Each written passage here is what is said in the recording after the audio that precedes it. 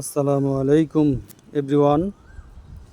আজকে আমি আমার ছাদ কৃষির কিছু অংশ আপনাদেরকে দেখাবো।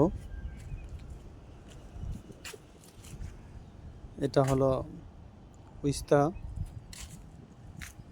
গাছ। উস্তা গাছের সাথে আছে পুঁই শাক, এখানে আছে কলমি শাক। মাশাআল্লাহ, খুব সুন্দর হয়েছে।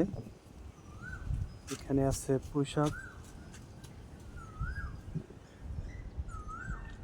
শাক, সাথে আছে মিষ্টি কুমড়া। এখানে আছে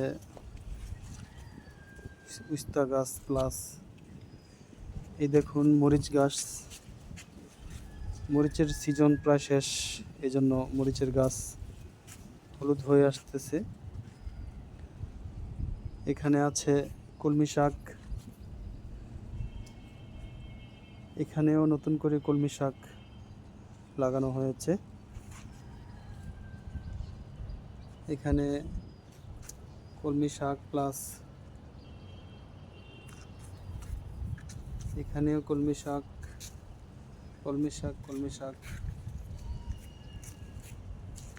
এখানে আছে পুঁই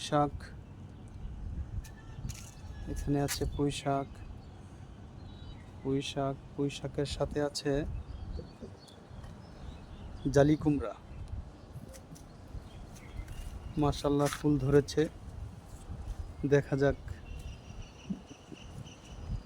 রিজিকে কি আছে, দেখা যাক।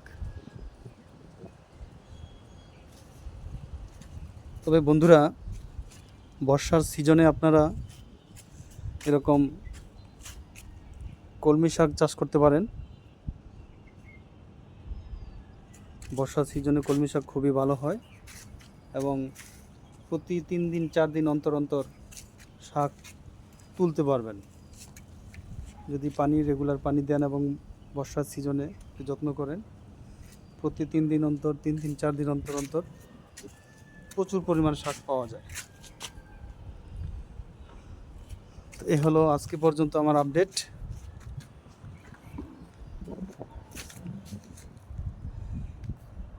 তো ভালো থাকবেন সবাই। আসসালামু আলাইকুম।